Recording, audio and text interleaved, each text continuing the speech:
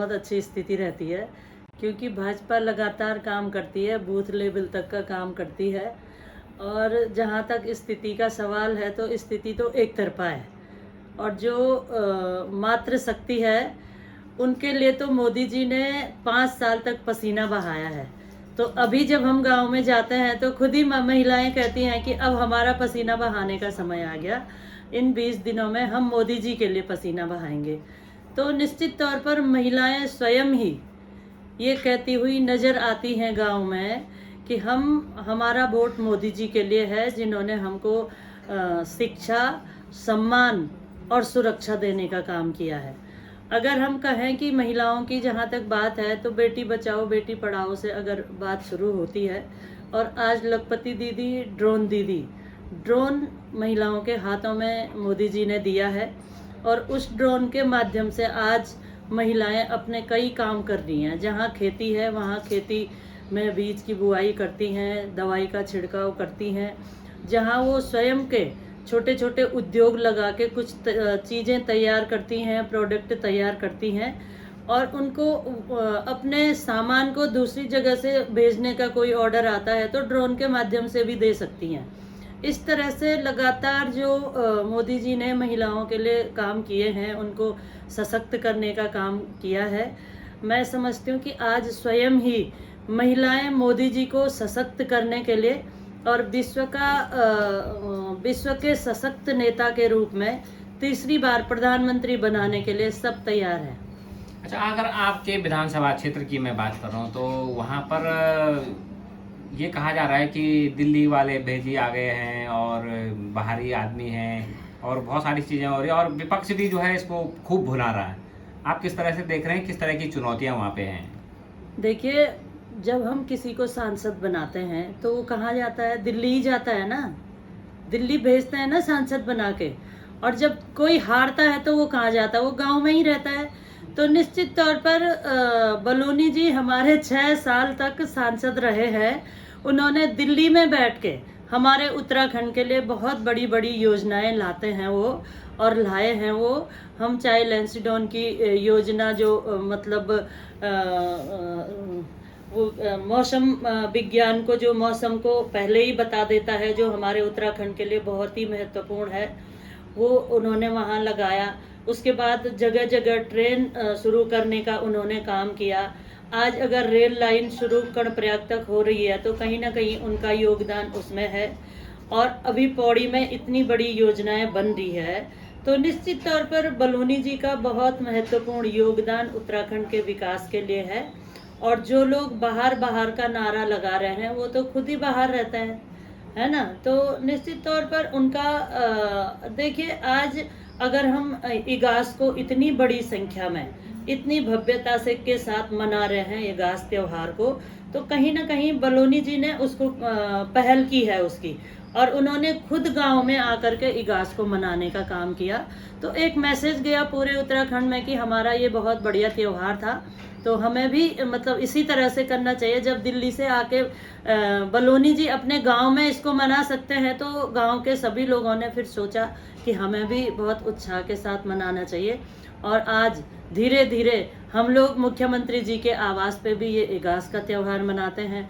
तो निश्चित तौर पर हमारे जो त्योहार लुप्त हो रहे थे, हमारी जो बहुत महत्वपूर्ण योजनाएं थी, ऐसे त्योहारों को बलूनी जी ने आगे करने का काम किया, उनको मनाने का काम किया, और जो योजनाएं हमारे लिए ज़रूरत थी उत्तराखंड में, उन योजनाओं को लाने का काम किया।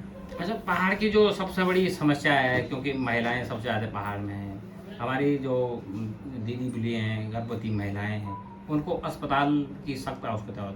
अस्पतालों के ढांचे तो खुले हैं, लेकिन उनका जो है वहाँ पर देखा जाए तो डॉक्टर या स्टाफ या जो है अवेलेबल नहीं होता है। क्या हमारे पहाड़ में एम्स जैसे अस्पतालों की आवश्यकता नहीं है, जो 3-4 जनपदों के बीच में अगर एक भी हो जाए तो लोगों को बहुत राहत मिलेगी? इस बारे में क्या सांसद लोग या संसद में इस आवाज़ को उठाएंगे आपके? देखिए, आप बहुत अच्छी बात कर रहे हैं। 70 साल तक इस देश में कांग्रेस ने राज किया, लेकिन कभी भी एम्स खोलने का उनका कोई सपना आया ही नहीं उनको। जब अटल जी की सरकार बनी तो ऋषिकेश तक एम्स आया। जब अटल जी की सरकार बनी तो गांव में पीएमजीएसवाई की सड़कें गई। जब अटल जी की सरकार बनी तो सर्व शिक्षा योजना आई। जब अटल जी प्रधानमंत्री बने तो स्वास्थ्य मिशन योजना आई। तो निश्चित तौर पर आज भाजपा के द्वारा ही ऋषिकेश में एम्स की स्थापना की गई। अभी पहाड़ों के लिए भी योजना बन रही है, बड़े अस्पतालों की। और मैं समझती हूँ कि आज मैं अपने ज़िले की ही बात करूँ तो हमारा जो रुद्रप्रयाग ज़िला है और रुद्रप्रयाग का अस्पताल है उसमें आज सारी सुविधाएं हैं। इसके लिए मैं अपने रुद्रप्रयाग के विधायक भरत चौधरी जी का भी और प्रदेश के मुख्यमंत्री धामी जी का भी धन्यवाद करूंगी कि बहुत सारी सुविधाएं आज हमारे रुद्रप्रयाग के अस्पताल में हैं, जिनसे गांव के लोगों को बहुत दूर नहीं जाना पड़ता है, छोटे मोटे इलाज वहीं पर हो जाते हैं। और जहां तक मैं समझती हूँ कि गर्भवती महिलाओं की बात है, आज स्वास्थ्य मिशन योजना के तहत हमारी सरकार ने महिलाओं को बरसात के समय में जब थोड़ा कठिनाई रहती है, गांव में बहुत ज़्यादा मतलब रास्ते की भी प्रॉब्लम रहती है, तो ऐसे समय में उनको 1.5 महीने के लिए अस्पताल के नज़दीक में कोई होटल हो या कोई घर हो लेकर के रहने की व्यवस्था की गई है। और वो वहाँ की एएनएम के द्वारा उनको बताया जाता है। हम लोगों ने भी कई जगह कहा कि अगर आप लोग मतलब रहना चाहते हैं तो सरकार उनको पूरी सुविधा देगी। लेकिन कई बार क्या होती है कि महिलाओं की घरों में मतलब अपने मवेशी रहते हैं, घर परिवार में बूढ़े सास ससुर रहते हैं, तो जाने को तैयार नहीं होती। सरकार की तरफ पूरी व्यवस्था है, सरकार ने पूरी व्यवस्था की है कि हमारी गर्भवती बहन को कोई दिक्कत ना हो, वो मतलब उसका प्रसव बहुत आसानी से हो। तो निश्चित तौर पर उसके लिए पूरी व्यवस्था की गई है जी।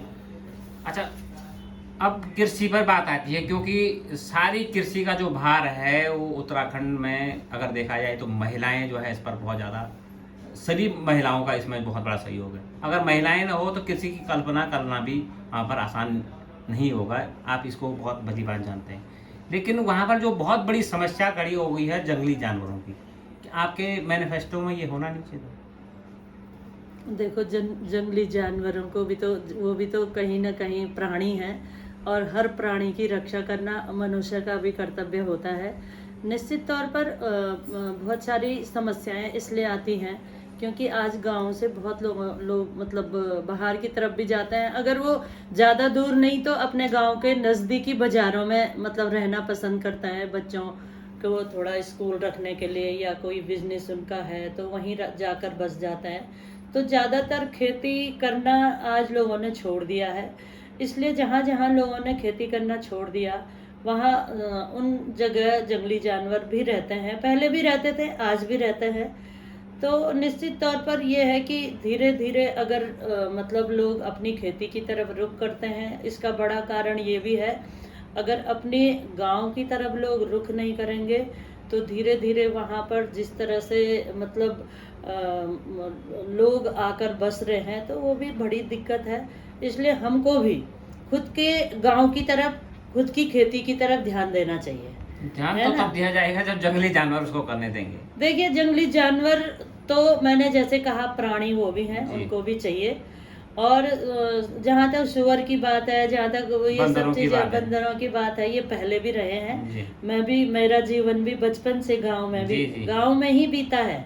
और मैंने अपने बचपन में ये देखा है कि गांव में लोग गांव वालों की बारी लगाते थे। दो परिवारों की एक दिन में बारी लगती थी। बंदर जब आते थे तो एक ही समय में आते थे, 2 बजे 3 बजे, एक 2 घंटे वो रहते हैं। उसके बाद अगर उनको भगाया जाता है तो भाग जाते हैं। आज ये चीज़ें लोगों ने छोड़ दी हैं, ये किसी प्रकार से गांव में होता नहीं है। सब चीज़ें मतलब ये हो गया कि हम लोग भी कहीं ना कहीं सरकार पे ही डिपेंड रहते हैं। तो गांव की व्यवस्थाएं भी पहले बहुत मजबूत हुआ करती थी और उन व्यवस्थाओं से गांव मतलब सुरक्षित भी रहते थे। और हालांकि ये है कि समस्या है, इस समस्या के समाधान के लिए हम लोग भी कहीं ना कहीं प्रयास करते हैं। पर आने वाले समय में इसकी समस्या के लिए अपने मतलब विधानसभा लेवल पे, लोकसभा लेवल पे हम लोग भी प्रयास करेंगे कि अपने सांसद और विधायकों से इस बात को करें। अच्छा, लगातार जनता भी जो है और विपक्ष है लगातार ही कह रहा है कि मोदी जी फ्री राशन दे रहे हैं, इसलिए जो है पलायन हो रहा है, लोगों का खेती बाड़ी से मोह भंग हो रहा है और लोग जो है मेहनत करना बंद कर दिए हैं। इस पर आपको क्या कहना है? ये कोई नहीं कह रहा, ये विपक्ष कह रहा है। अब उनको लग रहा है कि मोदी जी ने तो लोगों को बहुत सुविधाएं, सुरक्षा, जैसे मैंने कहा शिक्षा, सुरक्षा और सम्मान। तो आज लोगों ने सम्मान से जीने का जो मतलब लोगों को हक मिला है मोदी जी के कार्यकाल में, मोदी जी ने जो सम्मान से जीने का हक दिया है, उससे उनको लगता है कि हम तो कहीं दिख नहीं रहे हैं। या कांग्रेस की बात करूं मैं तो कांग्रेस कहीं नहीं दिख रही है, तो वो इस बात को उठाते हैं कि मोदी जी ने फ्री राशन देना। कभी वो कहते हैं गैस सिलेंडर महंगा कर दिया, कभी वो कहता है कि फ्री राशन देना, फ्री राशन देने से ये सब हो रहा है। तो देखो उनके पास तो कोई मुद्दे नहीं है, उनके पास कोई मुद्दे ही नहीं है। जब गैस सिलेंडर में 300 रुपए मोदी जी ने कम किए तो उस समय उन्होंने धन्यवाद क्यों नहीं दिया कि भाई महंगा महंगा हम बोल रहे थे, अब मोदी जी ने 300 रुपए कम कर दिया तो मोदी जी का हम धन्यवाद दे दें कि सस्ता हो गया है। तो ये कुछ नहीं है, ये तो केवल चुनावी उनका ढकोसला रहता है और कोई मुद्दे विकास के उनके पास है नहीं। उन्होंने 70 साल में कुछ किया नहीं इस देश के लिए, केवल लूटने का काम कांग्रेस ने किया है इस देश को। आप अगर देश से लेकर गांव तक जाएंगे तो जहां जहां कांग्रेसी मानसिकता के लोग होंगे वो केवल लूटने का काम करते हैं, है ना। जो भी योजना आई उन्होंने उसको अपने तक सीमित रखा। गांव के विकास में, देश के विकास में कोई उनकी मानसिकता नहीं थी। अगर मानसिकता होती तो आज हम कुछ नया सोचते। इसलिए आज भी मोदी जी को सड़क की बात करनी पड़ रही है, आज भी मोदी जी को शिक्षा और स्वास्थ्य की बात करनी पड़ती, नहीं तो अगर कुछ हुआ होता तो बहुत कुछ होता आज तक। अच्छा, अब बात आती है कि जो आपके प्रत्याशी हैं वो मोदी जी के भरोसे हैं या खुद के भरोसे हैं? मोदी जी के भरोसे भी हैं, खुद के भरोसे भी हैं। हमारे नेता मोदी जी हैं तो हम उनके भरोसे रहेंगे ना। देश के लिए कर रहे हैं तो मोदी जी के भरोसे रहेंगे भाई। वो विश्व के नेता हैं वो। आज तो विश्व भी मान रहा है कि मोदी जी विश्व में ताकतवर नेता के रूप में उभर के आगे आ रहे हैं, तो उनके भरोसे भी रहेंगे हम, क्यों नहीं रहेंगे। लेकिन कैंडिडेट की भी अपनी छवि होती है, कैंडिडेट ने भी अपने काम किए होते हैं, जनता में उनकी पहचान होती है। तो निश्चित तौर पर मैं अपने 5 प्रत्याशी के लिए ये कहूँगी कि उन्होंने अपने दिन रात लगा के जनता के लिए पसीना बहाया है, जनता के लिए समर्पित हुए हैं। और निश्चित तौर पर उत्तराखंड की देवतुल्य माताओं का, बहनों का और देवतुल्य जनता का आशीर्वाद हमारे 5 प्रत्याशियों को मिलेगा और वो 5 यहाँ से बहुत अधिक मतों से, जो हमने कहा है अब की बार 400 पार और 5 लाख से अधिक वोटों से जीतने का जो लक्ष्य हम सब ने बनाया है उसको पार करेंगे, ऐसा मेरा भरोसा भी है और विश्वास भी है। कांग्रेस ने अपने मैनिफेस्टो में फर्स्ट लाइन में लिखा है कि हम अगर सत्ता में आए तो अग्निवीर को हम एकदम हटा देंगे। हाँ, उनको तो आपको मतलब क्या लगता है कि अग्निवीर योजना खराब है या मतलब आपने जो है लोगों का कांग्रेस ने कभी बनाने का काम तो किया नहीं, उन्होंने हटाने का ही काम किया है। तो वो हटाना ही जानते हैं, हमने तो बनाया है। और आज अगर बच्चे को, मेरे पड़ोस में एक बच्चा रहता है, वो मेरे को कह रहा था कि बुआ जी मैं तो अग्निवीर की तैयारी कर रहा हूँ और मैं अग्निवीर में जाऊंगा और जब मैं अग्निवीर बन जाऊंगा तो उसके बाद 4 साल के बाद सरकार फिर मुझे कहीं ना कहीं फिर से एडजस्ट करेगी क्योंकि मैं देश सेवा में जा रहा हूँ। तो उनको भरोसा है मोदी जी पर, इसलिए वो तैयारी कर रहे हैं अग्निवीर में जाने के लिए। केवल कांग्रेसी गाना गा रहे हैं कि अग्निवीर क्यों हो गए, क्यों हो गए, क्यों हो गए। उसके लिए भी मतलब ऐसा नहीं है, युवा जो है वो